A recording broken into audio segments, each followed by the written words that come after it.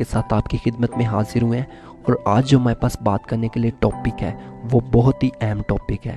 आज हम बाइबल मुक़द्दस में से जानेंगे कि क्या खुदा बाप और खुदा बेटे का ताल्लुक़ ज़मीनी रुपए पैसे से है कि नहीं। जब हम बाइबल मुक़द्दस पढ़ते हैं तो हमें पता चलता है कि खुदा बाप का और खुदा बेटे का ज़मीनी रुपए पैसे से कोई ताल्लुक़ नहीं है, क्योंकि जब हम खुदावंद यीशु मसीह की ज़िंदगी पर गौर करते हैं तो खुदावंद यीशु मसीह चरनी में पैदा हुए। खुदावंद यीशु मसीह की पैदाइश के लिए भी ज़मीन पे कोई जगह नहीं थी।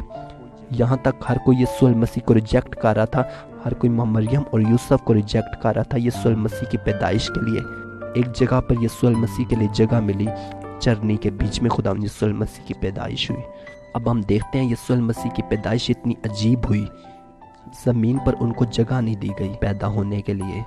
अब हम यहाँ पर देखते हैं कि जब यीशु मसीह को आसमाने के लिए ले गया तो यीशु मसीह से कहता है कि अगर तू मुझे सजदा करे तो मैं दुनिया की सारी शान और शौकत तुझे दे दूंगा। तो यीशु मसीह ने उसे जवाब दिया, लेकिन कि तू सिर्फ अपने खुदा को सजदा कर और उसकी की इबादत कर। यीशु मसीह ने सारे रुपए पैसे को रिजेक्ट कर दिया, सारी धन दौलत को रिजेक्ट कर दिया कि यीशु मसीह का और खुदा बाप का रुपए पैसे से कोई ताल्लुक़ नहीं है।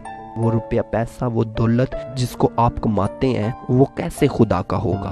मसीह होने के नाते से वो दौलत आपकी नहीं है, वो तब तक भी शैतान की है तक आप उसको खुदा के सपुर्द नहीं करते। पहले नंबर पर मैं आपको बता दूं कि आपके काम में ईमानदारी बहुत ज़रूरी है।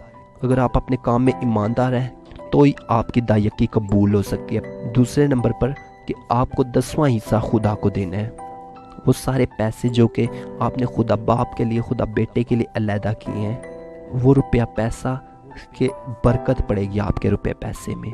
आपका 10 रुपया आपके 20 रुपये के बराबर होगा, आपका 1000 2000 के बराबर हो जाएगा।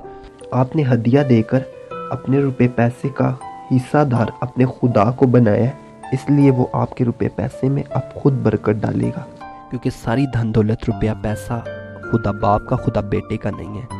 उनका कोई ताल्लुक़ नहीं है आपके रुपए पैसे से, आपकी दौलत से। लेकिन खुदा चाहता है कि ज़मीन पर खुदा के लोग बहाल हों, खुदा की तरफ से अमीर हो, ना कि शैतान की तरफ से। अगर आप दायकी नहीं देते, अगर आप हदिया नहीं निकालते, तो आप ये समझ लें कि उस रुपए पैसे पे खुदा का कोई हक नहीं है। मसीह ईमानदार ज़मीन पे और किसी और तरीके से अमीर नहीं हो सकता। पहली बात, जब तक वो ईमानदारी से कमाई ना करे। दूसरी बात, वो पूरा हदिया ना निकाले। और तीसरी बात, खुदा उन पैसों के ऊपर बरकत देगा और उन पैसों का ध्यान रखेगा। और खुदा चाहता है कि इस तरह से आप पैसे कमाएं और इस तरह से आप हदिया निकालें। खुदा इस हदिये को कबूल करेगा। बेईमानी की कमाई को खुदा कबूल नहीं करेगा। या आप 10 की जगह 9वां हिस्सा आप खुदा को देंगे तो खुदा इस चीज़ को भी कबूल नहीं करेगा।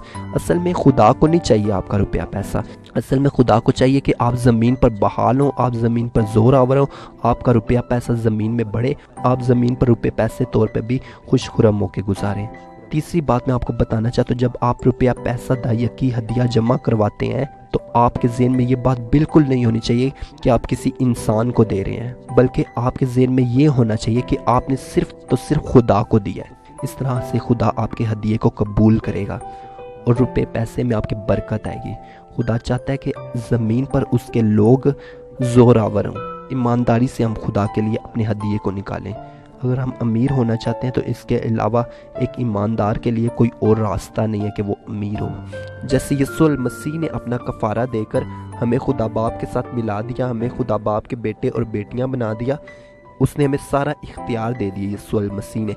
इसी तरह यीशु मसीह भी चाहता है खुदा के साथ हम अपना सारा रिलेशनशिप बहाल रखें और खुदा को अपनी ज़िंदगी के हर हिस्से में हिस्सा दें, ताकि कोई भी ऐसी जगह ना हो जहाँ पे हम खुदा को पीछे छोड़ें। खुदा चाहता है जिस तरह उसने हमारी ज़िंदगी में हमें कामयाब किया है, वो चाहता है कि हम भी उसे हर बिज़नेस में, अपने हर काम में खुदा को अव्वल दर्जा दें। मोहब्बत का तकाज़ा, जिस तरह खुदा ने अपना बेटा यीशु मसीह हमारे लिए सलीब पर दे दिया ताकि हमारा खुदा के साथ रिश्ता बहाल हो सके, इसी तरह मोहब्बत का ये तकाज़ा है कि हम अपनी दुनिया में जो सी भी ज़्यादा कीमती चीज़ है, जिसको हम सबसे ज़्यादा पसंद करते हैं, उसे हम अपने खुदा के लिए दे सकें, ताकि कोई ऐसी चीज़ हमारी ज़िंदगी में ना हो जिसको हम खुदा से भी ज़्यादा पसंद करें। अगर हम वो चीज़ अपने खुदा के लिए दे सकते हैं तो इसका ये मतलब है हम कुछ भी खुदा के लिए दे सकते हैं और कोई चीज़ खुदा के आगे नहीं आ सकती हमारी ज़िंदगी में। اور محبت کا یہی تقاضا ہے کہ جو چیز کو ہم اپنی زندگی میں سب سے زیادہ پسند کرتے ہیں اسے خدا کے لیے دیا جائے، تاکہ خدا ویڈیو اچھی لگی تو ویڈیو کو لائک کریں، چینل کو سبسکرائب کریں اور بیل آئیکن پریس کرنا نہ بھولیں. And thanks for watching.